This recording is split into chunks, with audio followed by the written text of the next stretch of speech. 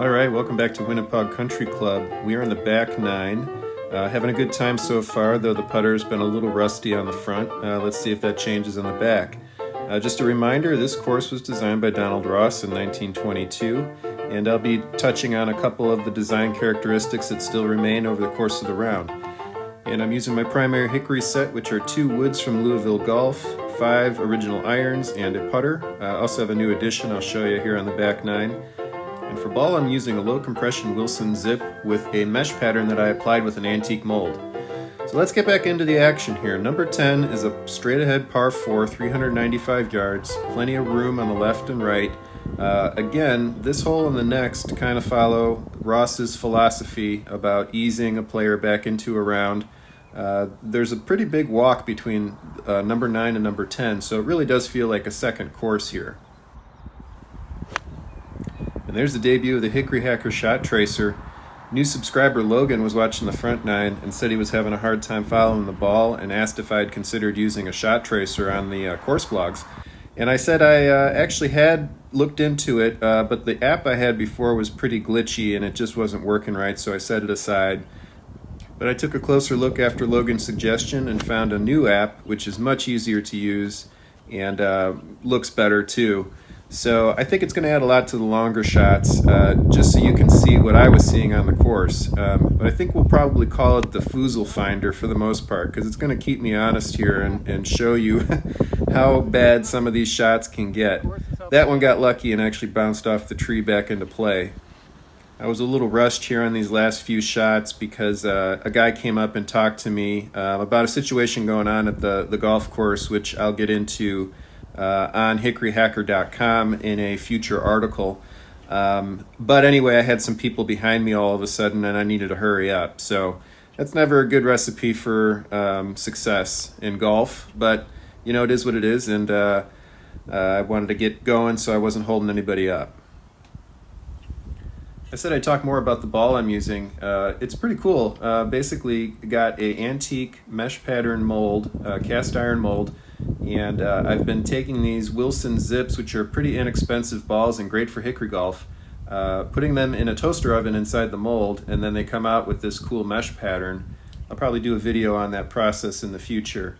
I want to mention though that I still use and highly recommend the McIntyre Golf replica hickory balls. I just think these are a good substitute for times when I don't want to risk losing a McIntyre. All right, moving on to number 11, another par 4, 348, and there's trouble on the right side. You can see the out of bounds markers there pretty close to the fairway. You also don't want to go too far left because you'll lose your angle to the green.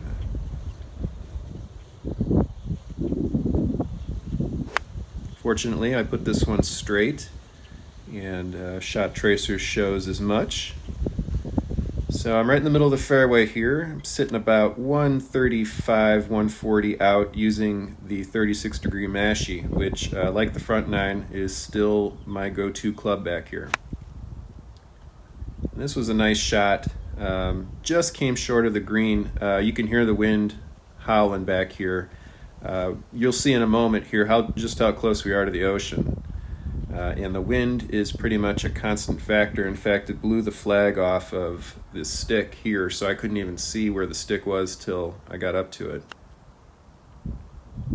Again, using the mashie, most versatile club in the bag by far. A lot of different shots you can use with that club.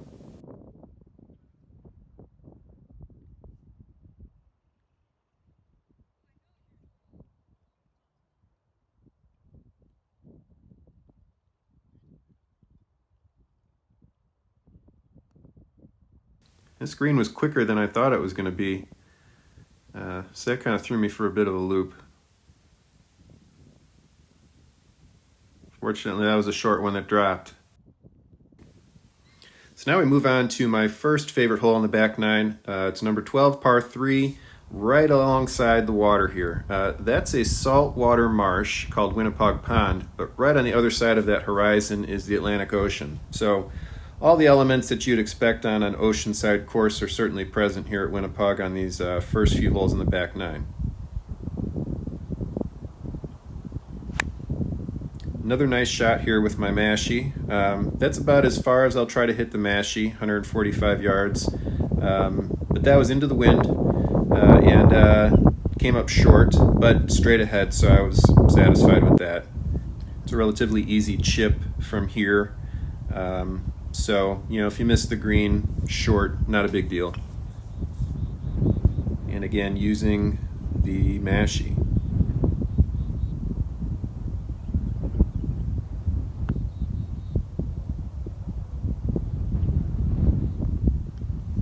So I should have noticed from the rollout on that chip that this green was definitely rolling slower, certainly than the last one, and probably slower than any I'd come across yet in this round. But I was about to find that out again.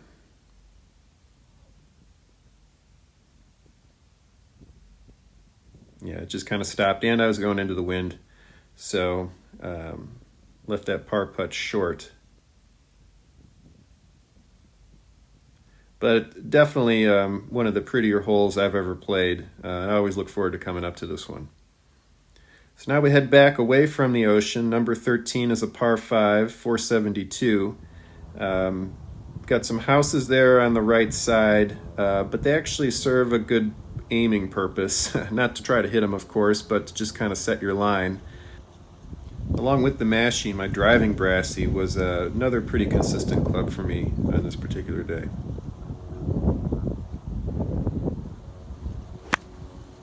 Hit the ground first there, so didn't get good contact, but I kept it straight.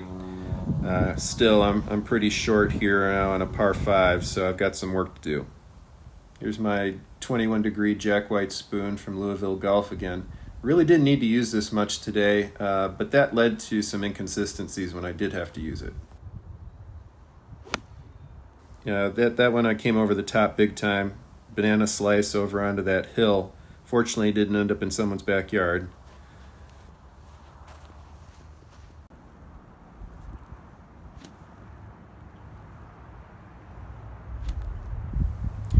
Whenever I walk up to a lie like this, two thoughts go into my head. One is, let's see if we can pull off the miracle shot, which is the bad thought. The other one is just try to get it back into play. And I did a little bit of both here. Hit that really hard, but I got lucky and it came out and went back into the fairway, which set up a easy approach here with the mashie again, about 125 yards out.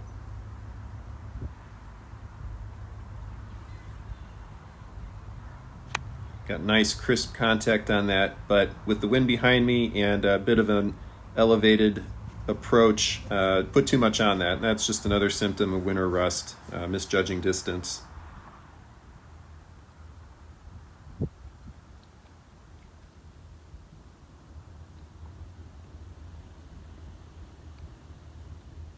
This was another slow green that I just wasn't really expecting to be as slow as it was.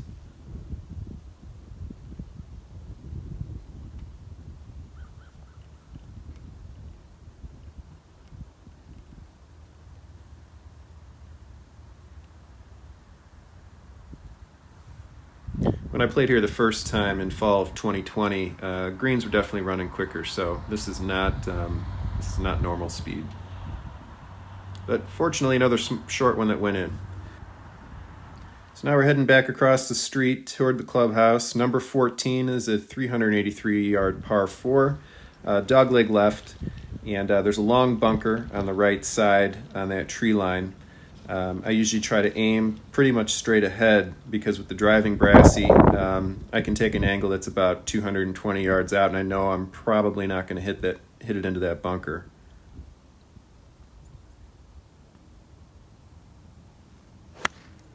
And that's pretty much what I did here. Got under it a little bit, so took some distance off because of that. But fine spot, middle of the fairway, about 190 out. Or I should say 190 from the tee. I'm sitting about 145 out here and using the mashie once again. Came over the top on that one, so put a little bit of a slice on, but it turned out all right. Settled right next to the green, almost pin high.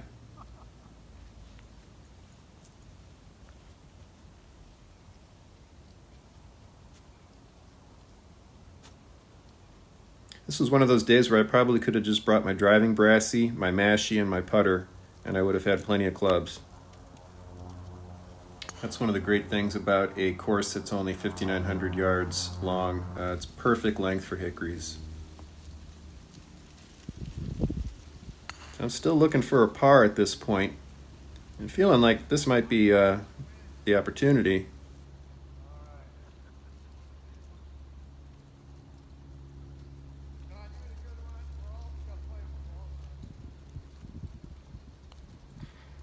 But it just wasn't meant to be.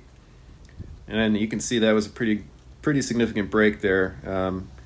Didn't start that high enough.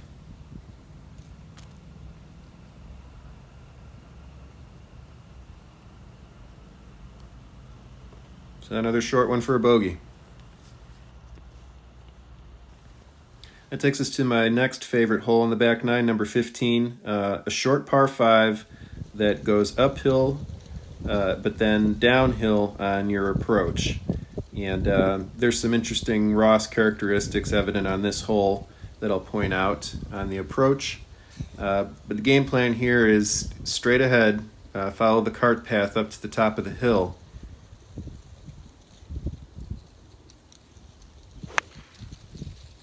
I got good distance on this drive, but it went right, and didn't realize how rough a lie I actually was in until my next shot here, using the Tom Stewart Auto Hackbarth 2-iron, just trying to pop it back over this hill to get back into the fairway.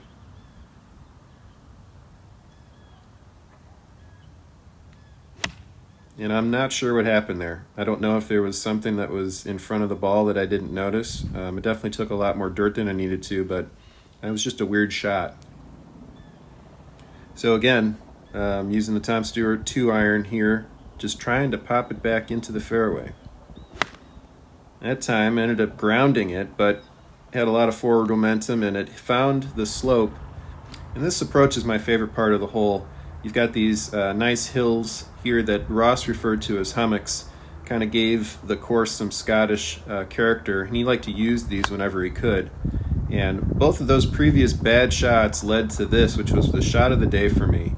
You'll see in a moment here, that was right on the pin, using my mashie from about 125 yards out, and that's what I was left with for yet another par opportunity that I was hoping to cash in on.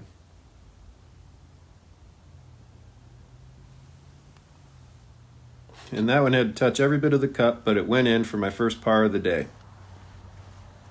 That brings us to number 16, which is a really cool par 3, 150 yards. One of my favorite holes on the course, and the perfect distance for the new addition to my bag this year, which is a jigger that was made in Spalding's Dysart Fife, Scotland factory. It's got 30 degrees of loft and 38 inches long. A lot of people think a jigger is for chipping, but it was actually originally designed to loft the ball over trouble. Not to do that necessarily. Wish I could show you a better shot, and I will in the future. But it's really a great club from about 150 yards out for me. It usually goes dead straight when I hit it right. Just didn't turn out that way on this hole. So using the mashie to try to get back into play here. Got good contact on that, but ended up putting it into the bank. This is a really cool par 3, by the way. And fits Ross's philosophy about finding a natural spot for the green.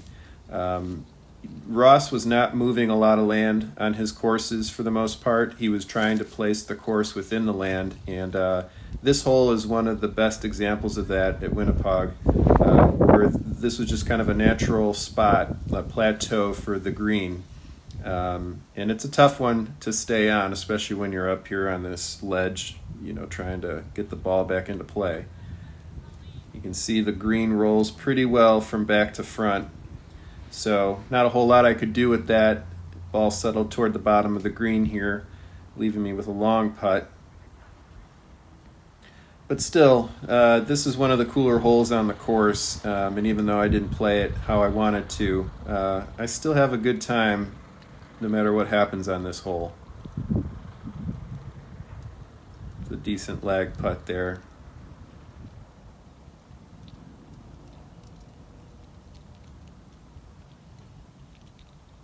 kind of cool too how the number 3 par 3 and then this one number 16 are parallel to one another. Just a quirky little feature of the course. So now we go to 17. We're starting at one of the highest points on the golf course here, and in the horizon there you actually see Winnapaug Pond and the Atlantic Ocean once again, so that's a cool feature too here. Got a lot of room to the left, not much on the right, but for some reason I always end up on the left side no matter where I'm aiming, so that's kind of where I'm expecting to end up this time too. It's downhill too from the tee, so you get a lot of rollout.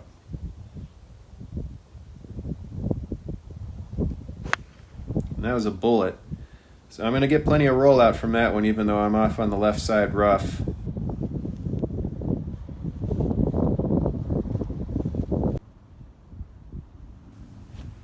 I'm about 170 yards out from here. Still, I've got some downhill in front of me, so if I can get it back into the fairway, I'll get some nice rollout. But the lie made me think twice about club selection. I had the Tom Stewart 2-iron in my hand until I looked at the lie. So I'm using the mashie here. And that was probably a better result than I would have gotten with the 2-iron. But I ended up pulling that into the rocks on the left side. That one wasn't bouncing back out like it did for me on number 10. So I had to take an unplayable lie. And this is a tricky green here. You want to keep the ball above the hole because it's a pretty significant left to right bender, which you'll see in a moment here. Got some early season roll on the green here, but not too bad. I was actually having better luck with these short putts on the back than I was on the front. Probably should have taken my time a little more on this one though. Yeah.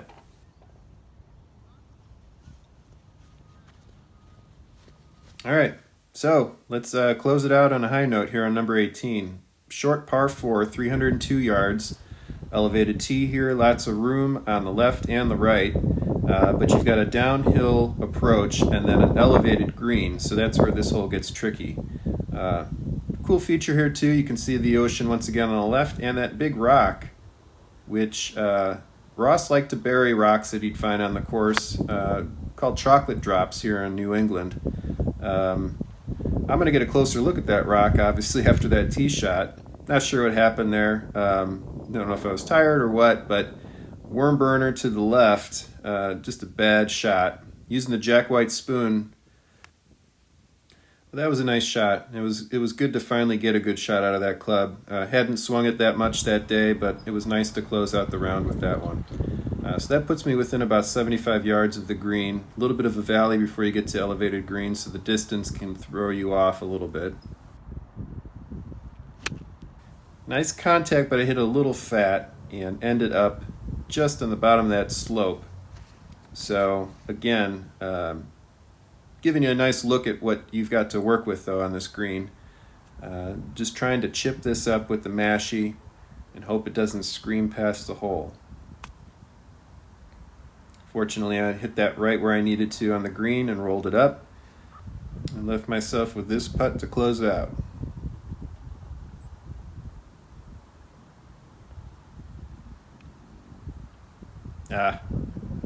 Well, hopefully those will start dropping when the scores start counting. That'll wrap up this round at Winnapaug Country Club, a very fun and public Donald Ross course that I hope will continue to be fully public. Thanks for watching. I hope you enjoyed what you saw, and if you did, please consider liking and subscribing.